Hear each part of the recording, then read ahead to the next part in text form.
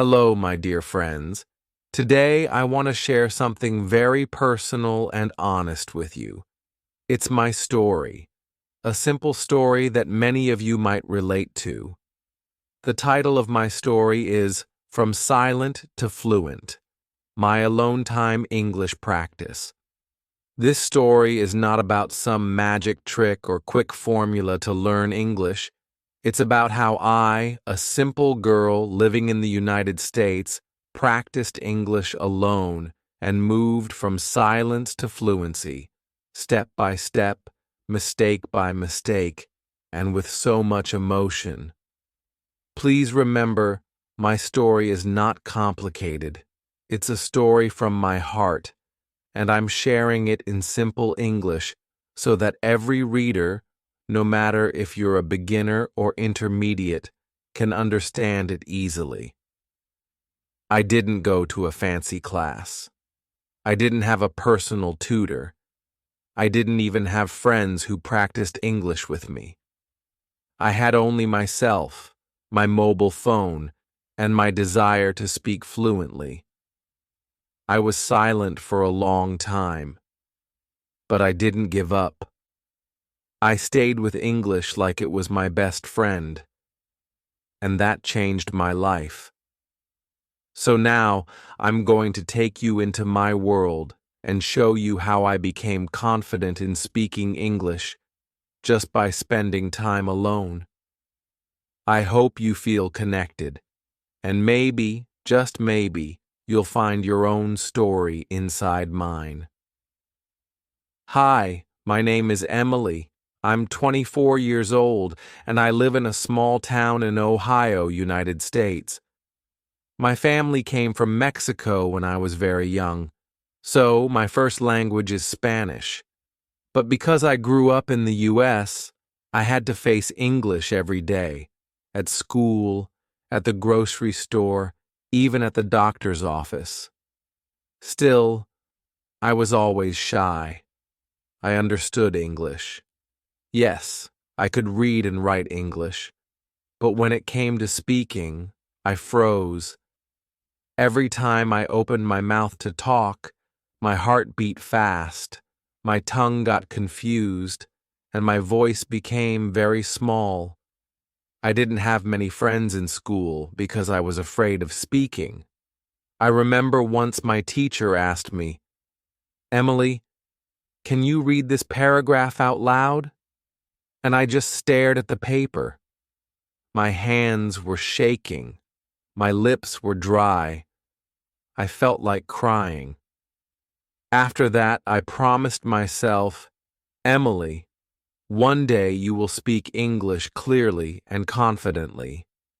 One day." But life got busy.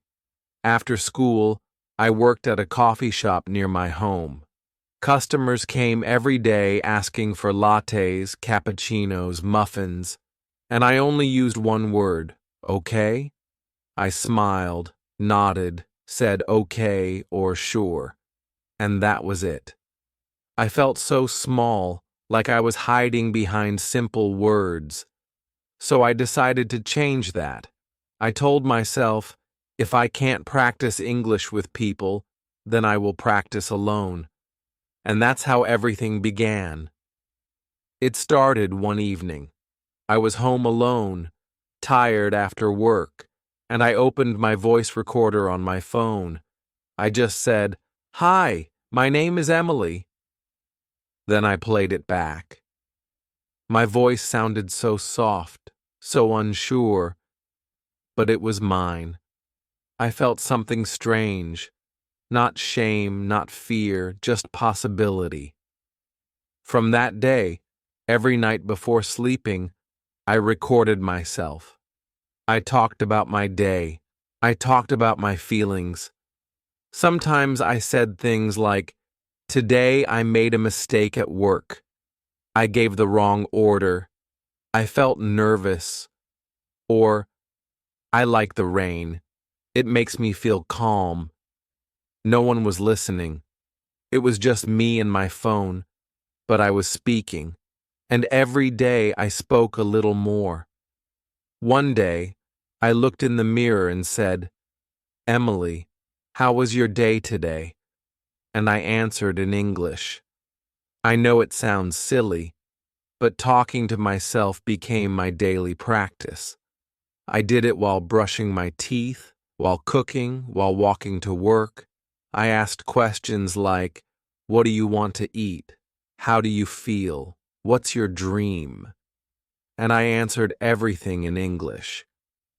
I also started watching short English videos on YouTube, cooking shows, small vlogs, podcasts with subtitles. I would pause the video and repeat what the person said. I would copy their pronunciation. I didn't understand everything, but I didn't care. I was falling in love with English. After a few months, I noticed something. When a customer came into the coffee shop and said, "Hey, how's your day?"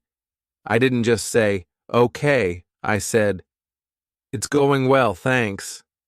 How about you?" That small sentence felt like a big victory, and I kept going. I started journaling in English. Every night before bed, I wrote 2 paragraphs about my day. I didn't worry about grammar. I didn't check for mistakes. I just wrote from my heart. I remember one entry that said, "I feel proud today." I talked to a customer without fear. I said, "Would you like your coffee hot or iced?" And he smiled. I smiled too. My confidence grew, slowly but strongly. Speaking English became part of my alone time, just like brushing my hair or listening to music. Sometimes I laughed at myself. I made silly mistakes. Once I said, "I'm very boring," when I meant, "I'm very bored." I laughed so much later. But these mistakes were my teachers. I didn't feel bad anymore. I felt alive. Then, one evening, I got a surprise.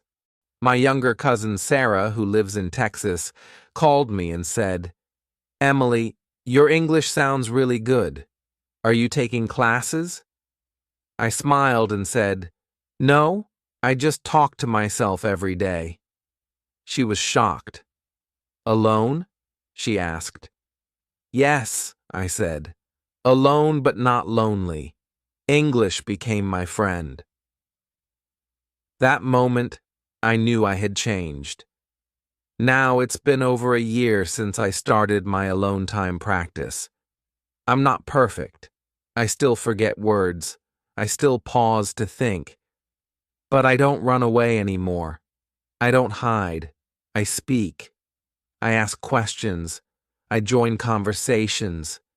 I even started helping other girls like me, shy, scared, but full of dreams.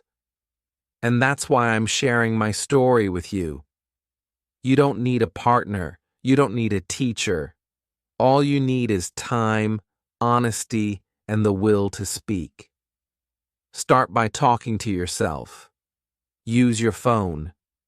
Use your mirror. Use your heart. It's okay if you sound unsure. It's okay if you feel awkward. What matters is that you try again and again. A few weeks later, I felt a new spark inside me. After sharing my recording with Sarah, I realized I wanted a bigger challenge and real listeners, not just my phone. So, one Saturday morning, I opened my laptop and searched Free English Conversation Group United States. My heart pounded as I clicked on a local meetup for language exchange in Columbus, about 2 hours from my small town. I remember driving there, gripping my steering wheel, rehearsing a greeting over and over. "Hi, I'm Emily. Nice to meet you." When I arrived at the cozy coffee shop that hosted the group, I saw circles of people laughing and chatting. My stomach twisted.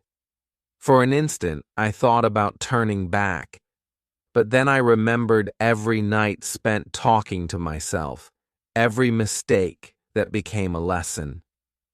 I breathed deeply and walked in.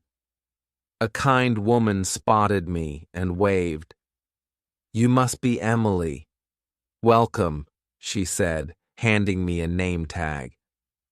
I slipped it on and joined a circle. When it was my turn, I stood, smiled shakily, and said, "Hello, my dear friends. I'm Emily, and I've been practicing English alone for a year. Today, I want to meet real friends."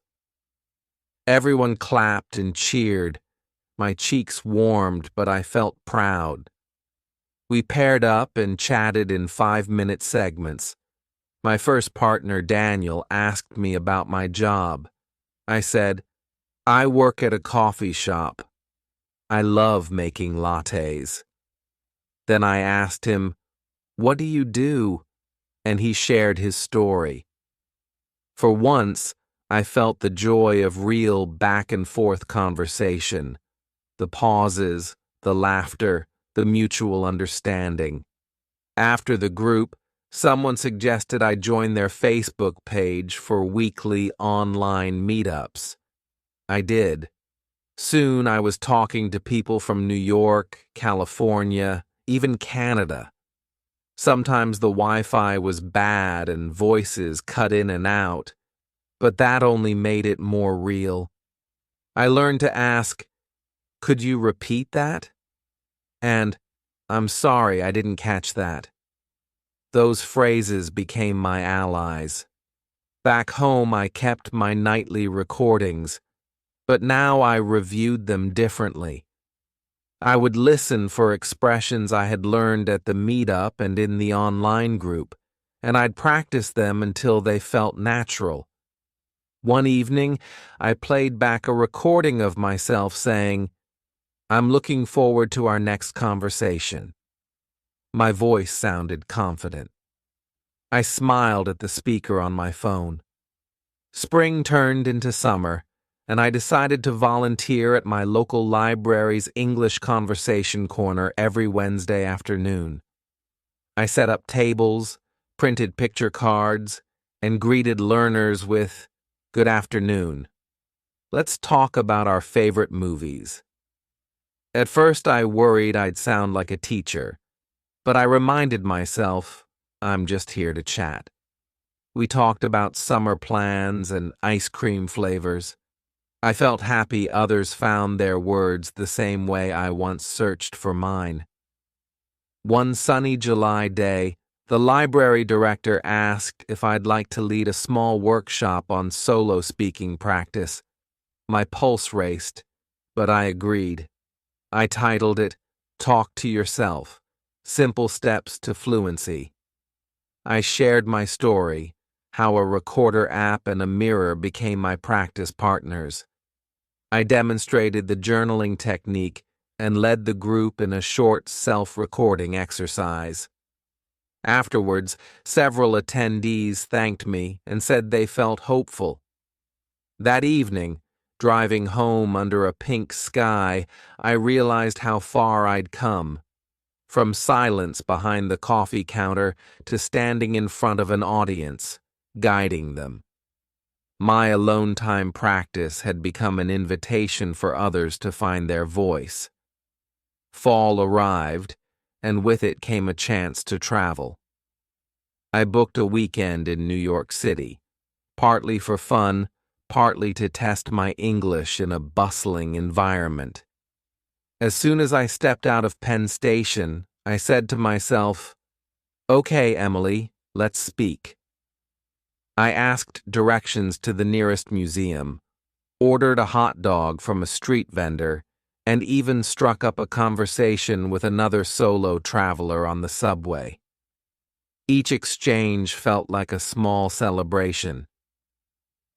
On my last night in the city, I sat in a cafe near Times Square and recorded a final message on my phone. "This is Emily, speaking from New York City. I came here alone." Over the next months, I found new ways to weave English practice into every corner of my life.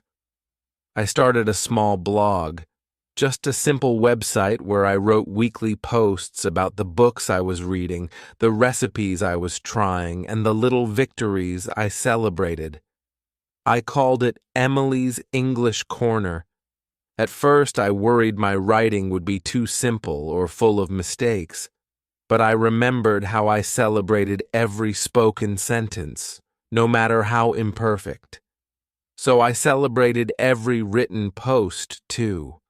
I invited readers to leave comments, and soon I was replying to questions like, "How do you practice pronunciation?" Or, "What if I feel too shy to record myself?" Each reply reminded me that I was no longer alone in my journey. I had a community cheering me on. When winter arrived, I challenged myself to read a short novel in English every month. I'd pick titles with simple language, sometimes a children's classic, sometimes a travel memoir. Each evening, wrapped in a blanket by my window, I read a chapter aloud. My recorder captured my voice as I stumbled over tricky words and then gradually smoothed out my rhythm. By the time I finished each book, I could feel the story in my mouth. The characters' voices felt natural on my tongue. Then came spring again, and with it a special invitation. The library director, remembering my workshop, asked if I'd host a solo speaking marathon, a 4-hour event where learners could rotate through stations, mirror practice, voice recorder challenges, and live mini conversations. I said yes, though my heart fluttered like the first day I walked into that coffee shop meetup. I spent weeks planning. I designed simple prompt cards. Describe your dream home, tell a funny childhood memory, and created a gentle playlist of instrumental music to play softly in the background. On the day of the event, 30 learners arrived, some beginners who barely whispered, some advanced speakers who wanted extra confidence. I guided them from station to station, demonstrating silently at the mirror, then speaking boldly into the recorder, then greeting a fellow learner with a clear, "Hello, I'm Crow. Nice to meet you." By the afternoon, shy smiles had blossomed into bright conversations. When the marathon ended, I heard whispers of gratitude. "I never thought I'd be able to talk for 5 minutes straight. This was so fun. I feel ready to speak to anyone now." My chest swelled with pride, not for myself this time, but for every person who dared to try. At last, one evening, I received a surprise email. A nearby university's adult education center invited me to co-facilitate a monthly online session on building speaking confidence. They had seen my blog and heard about the marathon. I paused for a moment, looked at my reflection in the dark window, and realized I was ready. I replied, "Yes, I'd love to." And in the weeks that followed, I led virtual meetings with learners from across the country, guiding them through gentle self-talk exercises, sharing tips on journaling, and reminding them every time that progress comes one word at a time. Now, as I speak to you tonight, I sit at my desk in Ohio, looking at a world that once felt too big to speak into. My voice recorder still rests beside my laptop. My mirror still hangs on the wall, but they are no longer tools to fix something broken. They are reminders of how far I've come. A few months after joining the university's program, I woke one Sunday morning with a new idea fluttering in my mind. I realized that while my blog and workshops reached learners all over the country, I still hadn't tried one thing I'd admired in others: a podcast. I imagined a series where I could speak freely about my journey, invite guests who'd practiced alone like me, and share simple exercises listeners could follow at home. That same afternoon, I set up a basic recording space in my room, a small desk by the window, my phone propped on a stack of books, and a cozy blanket thrown over my chair so I'd feel comfortable talking. I pressed record and whispered, "Hello, my dear friends. Welcome to Emily's Speaking Corner." And just like that, episode 1 was born. Recording felt different from writing. In writing, I had time to edit. In workshops, I had the energy of real faces in front of me. But in that quiet room, it was just my voice and my thoughts. I started by sharing one simple tip: how to pick 5 new words each week and use them in solo sentences. Then I told the story of the first time I asked for directions alone in New York City. My voice trembled a little on playback, but I pressed on. By the 3rd episode, I noticed I was speaking more fluidly, pausing less often. Listeners began to write in, sharing their own small victories, like ordering a full meal in a restaurant or reading a bedtime story to their younger siblings in English. Encouraged by their messages, I decided to invite a guest to episode 5. Through the Facebook group I joined, I met Maria, a woman from California who had practiced speaking to herself in front of her closet mirror every morning before work. We recorded over Zoom, each in our own homes, and laughed as we compared mirror faces, silly grimaces we'd made while rehearsing questions like, "What would you do if you won $1 million?" Hearing Maria describe her own mistakes and triumphs reminded me that alone time practice, though private, creates a deep bond when shared. The feedback we received after that episode poured in. Learners said they felt seen and motivated to try these exercises themselves. By winter, the podcast had grown to more than 100 regular listeners. I began receiving invitations to speak on local radio stations and to contribute short articles to community newsletters. One snowy evening, I drove to a small AM station in Columbus. Under the dim studio lights, I sat across from the host and found myself talking almost effortlessly about the power of self-talk in language learning. When we signed off, the host smiled and said, "Emily, your voice is warm and genuine. You make people believe they can try this too."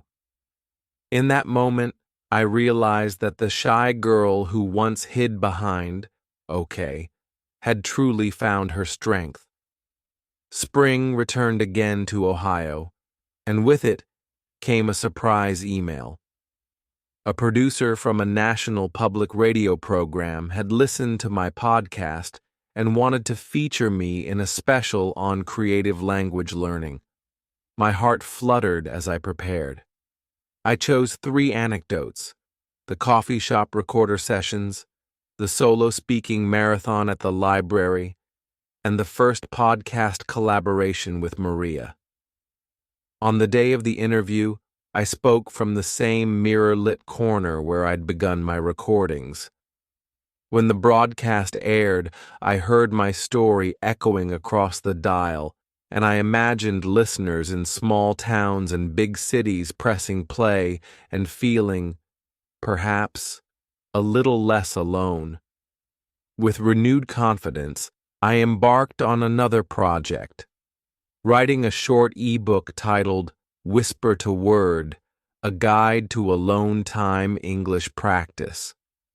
I poured into it every exercise that had helped me: mirror prompts, voice recorder challenges, journal starters, and simple reflection questions. I wrote in a conversational tone, as if I were sitting across from the reader and passing them a warm mug of tea.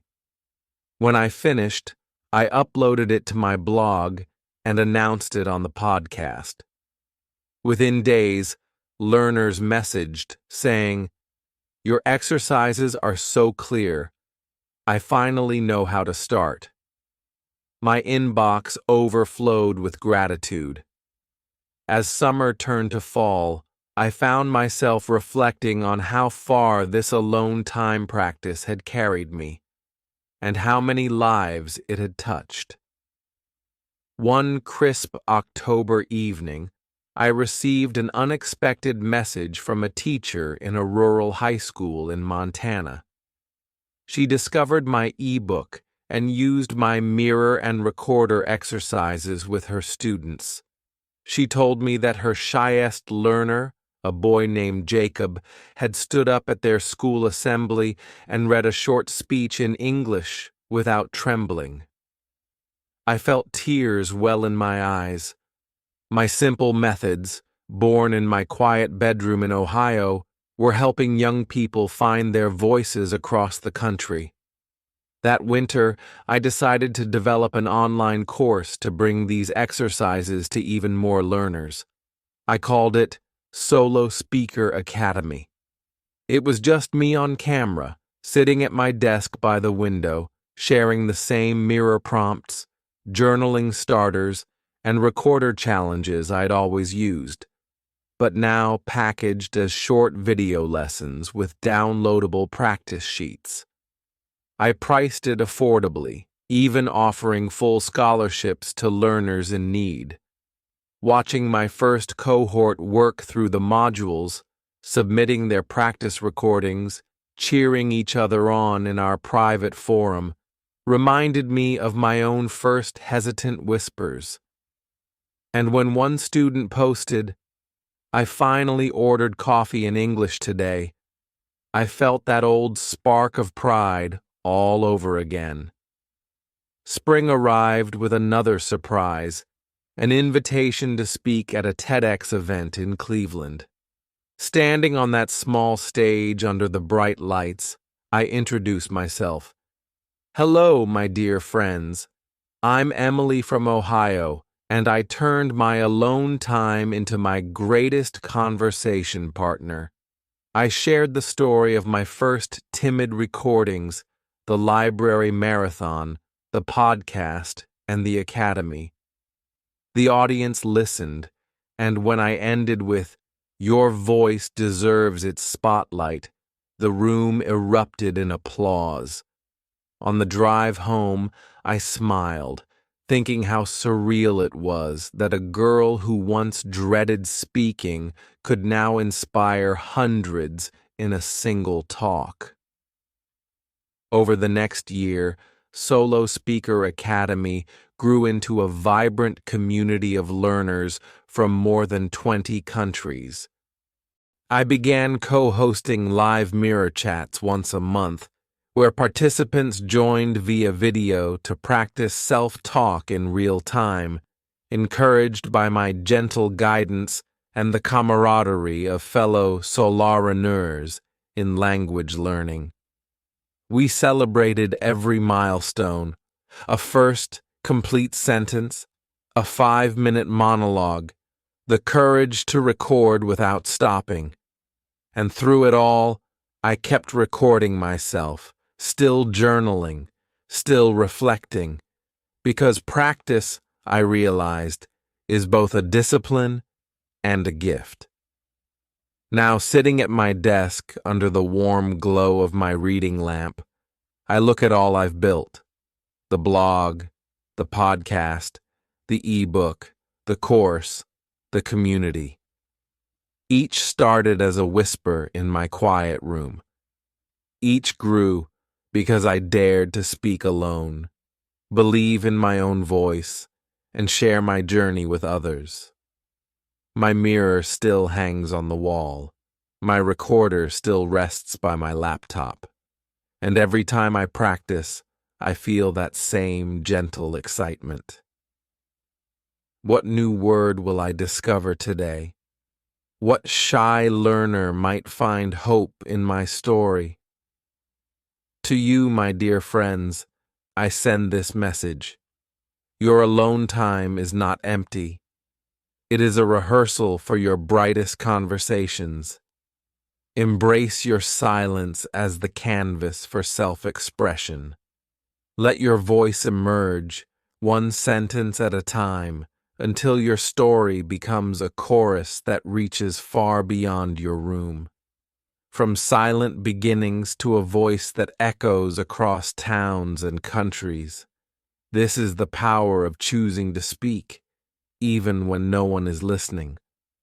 And from my heart in Ohio to yours, know that I believe in you, every single word of the way. Months later, I found myself waking each morning with a new sense of purpose. The Solo Speaker Academy community had grown so vibrant that I realized I wanted to bring our work beyond the screen. I began organizing small pop-up practice cafes in local coffee shops across Ohio and neighboring states.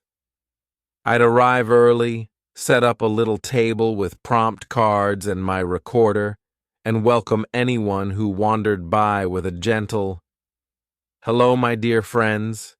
Care to try speaking with me today?" Some people peeked curiously. Many laughed nervously, but soon they took a prompt card. Describe your happiest memory. Share your favorite childhood game. And spoke into the recorder, their voices filling the cozy space with raw honesty. By the end of each cafe, shy smiles had warmed into laughter and applause, and I felt again that familiar thrill of watching someone step out of silence and into their own strength. Meanwhile, I started collaborating with local libraries beyond my hometown. In small mountain towns and lakeside communities, I led weekend retreats called Echoes of Confidence, where learners paired solo practice stations with outdoor walks. We'd speak our sentences aloud as we strolled by autumn leaves or under winter's pale light, letting our words travel freely in the open air. One crisp November afternoon beside a frozen lake, a woman named Leah leaned close and said, "Emily, I never thought I could share so much in English." She took my hand, and I saw in her eyes the same wonder I'd felt the day I first pressed record. Back at home, I began drafting a memoir, a deeper, more personal book that traced not just my methods, but the moments of fear, joy, and doubt that shaped me. I wrote about the lonely nights when I felt too small to speak, the shaky recordings that became bedrock confidence, and the faces, Daniel, Maria, Jacob, Leah, whose journeys entwined with mine. As I wrote, I often paused, spoke a sentence into my recorder, and then returned to my manuscript, carried by the rhythm of my own voice. When the final draft was ready, I held the printed pages in my hands and thought, this is more than a book. It's a mirror for every learner who has ever whispered their dreams. Spring arrived once more, and with it, the memoir's publication. On release day, I hosted a live online launch beyond my usual podcast, inviting voices from 25 countries. We lit candles, we shared stories, We recorded our first chapters aloud. And as we spoke, I realized that what began with a single girl talking to herself had blossomed into a chorus of hope echoing across continents. Now, as I look toward the horizon, I feel both humbled and exhilarated. I am planning a nonprofit initiative to bring alone time speaking pods into underserved communities, offering quiet booths with recorders and mirrors in community centers and shelters. I dream of training mentors who will guide learners through self-practice workshops in remote villages and urban neighborhoods alike. And every step of the way, I'll keep pressing record, because my own journey reminds me that growth happens one spoken word at a time. My dear friends, this story continues in each of you. The silence that once felt like an obstacle can become your greatest ally. Speak, record, listen, and speak again. Record, listen, and speak again. Let your alone time practice shine as the spark that lights conversations in coffee shops, retreats by lakes, and stages under bright lights. From that first timid whisper to a chorus of confident voices, our journey reminds us that every word we dare to speak ripples far beyond our own rooms, into the hearts of friends, strangers, and fellow learners around the world. Below are several detailed tips and tricks to help you move from silent to fluent in your alone time English practice. Each one includes step-by-step guidance and examples so you can start applying them right away. 1. Record and review your voice. How to do it? Use your phone or computer's voice recorder app. Choose a simple prompt, e.g., describe your day. Talk about your favorite movie. Speak for 1 to 2 minutes without stopping. Even if you hesitate or make mistakes, listen back immediately. Note moments where you stumbled or mispronounced words. Re-record the same prompt, aiming to smooth out those spots. Why it works. You build awareness of your pronunciation and pacing. Hearing yourself objectively helps you target specific weaknesses. 2. Mirror practice for pronunciation and expression. How to do it? Stand facing a mirror with good lighting. Pick a short sentence or phrase from a book, podcast, or one you've written. Speak it aloud while watching your mouth, lips, and jaw movements. Notice whether your facial expressions match the emotion of the sentence. Repeat, gradually increasing sentence length or emotional intensity. Why it works. Visual feedback helps you develop more natural mouth positions for sounds. It builds confidence by letting you rehearse your next conversation in private. 3. Shadow native speakers. How to do it. Choose short audio clips, 30 to 60 seconds, of native speaker dialogue, news bites, interviews, or vlogs. Play the clip and try to speak in real time, matching the speaker's rhythm and intonation. Pause if you get lost. Replay a phrase, then resume shadowing. Record yourself shadowing and compare with the original. Why it works. You internalize natural stress patterns, linking word sounds and melody. It sharpens listening skills and reduces the translation lag in your mind. 4. Build a personal vocabulary journal. How to do it. Carry a small notebook or use a notes app. Whenever you encounter a new word or phrase, Write it down. With definition in your own words, part of speech, noun, verb, etc., an example sentence of your own creation. At the end of each week, pick 5 to 10 entries to practice in spoken sentences. Record yourself using each in context. Why it works.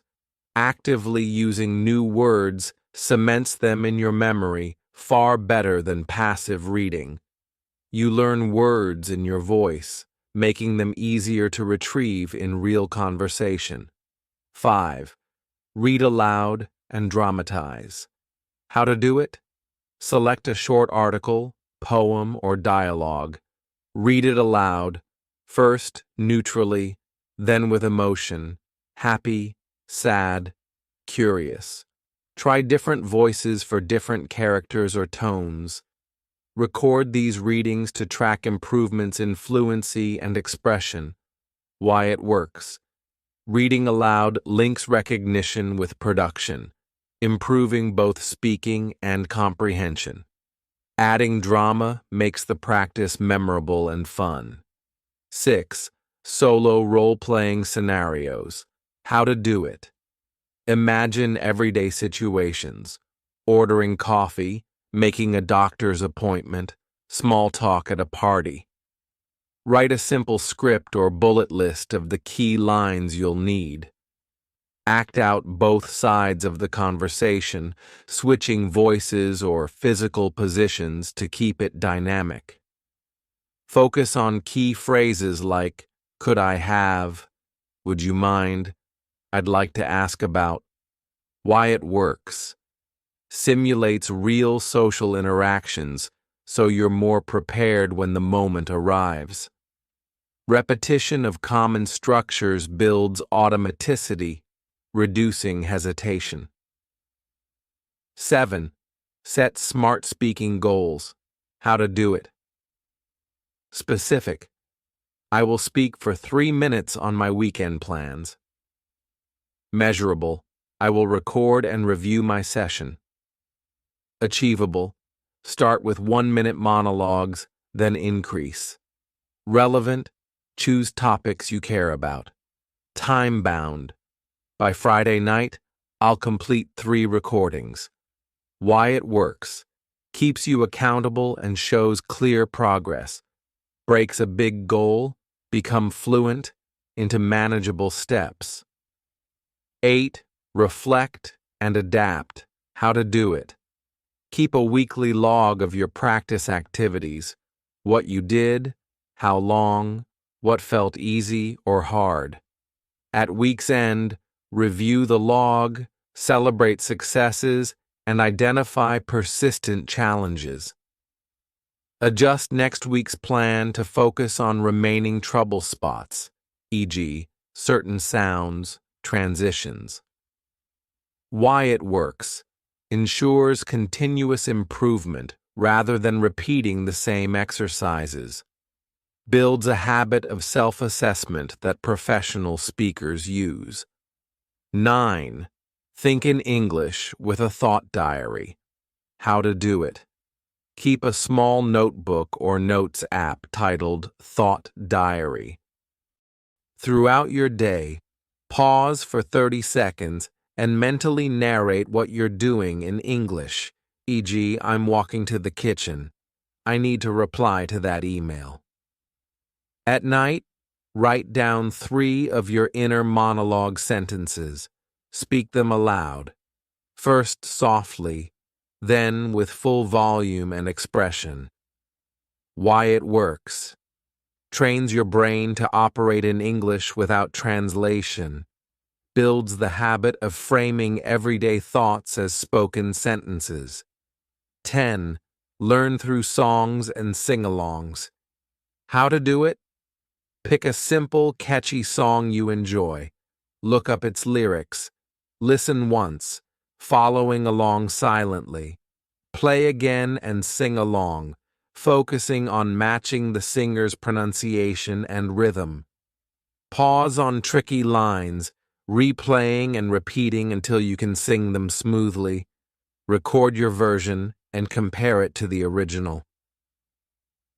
Why it works. Music locks vocabulary and phrases into memory through melody. Singing forces you to stretch out and connect words, improving fluidity. 11. Create video diaries for body language. How to do it? Use your phone or webcam to record a 1 to 2 minute video diary each week. Speak on any topic, your day, a recent news story, a hobby. After recording, watch your video and note. Do your facial expressions match your words? How is your posture, eye contact, hand gestures? Re-record with improved gestures and expressions. Why it works. Integrates nonverbal communication, making your speech more natural. Builds confidence seeing yourself succeed on camera. 13. Teach or explain to an imaginary friend.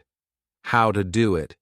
Choose a simple topic you know well, e.g., how to make coffee, your hometown. Stand or sit as if talking to someone. Explain the topic step by step in English, imagining questions they might ask. Pause and answer those questions as fully as you can. Record or mirror practice your lesson. Why it works. Teaching forces you to organize thoughts logically and use clear language.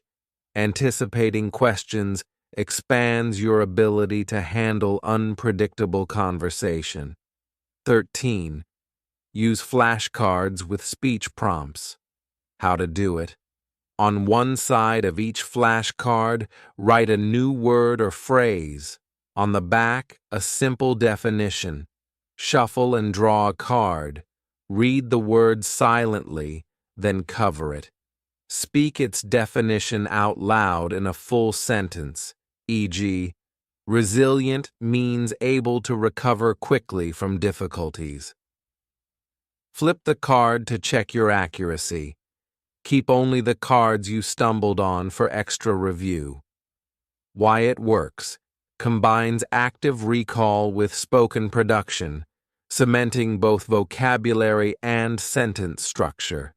The quick-fire nature keeps practice dynamic and engaging. 14th. Improv storytelling with random prompts. How to do it. Collect 10 to 15 random images from magazines, online printouts, your photos. Shuffle and draw one image. Set a timer for 2 minutes.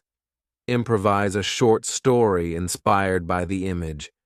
Describe the scene, characters, and action. Record or mirror practice your narration, then switch to a second image and repeat. Why it works. Trains you to think quickly in English and flexibly use vocabulary. Makes practice playful, reducing pressure around perfect speech. 15th. Master tongue twisters for clarity. How to do it. Choose one tongue twister, e.g., she sells seashells by the seashore. Say it slowly, focusing on each consonant cluster. Gradually increase speed while maintaining clarity. Record yourself at fast and slow paces. Listen for dropped sounds or slurred words. Why it works. Sharpens articulation and trains muscles for tricky English sounds.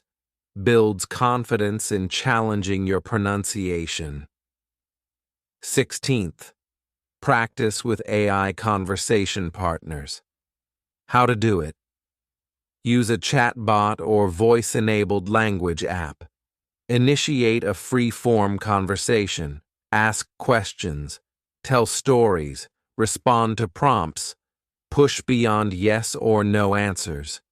Use follow-up questions like, "Why do you think that?" or "Can you explain more?" Review the transcript or recording to identify new expressions and fixes. Why it works.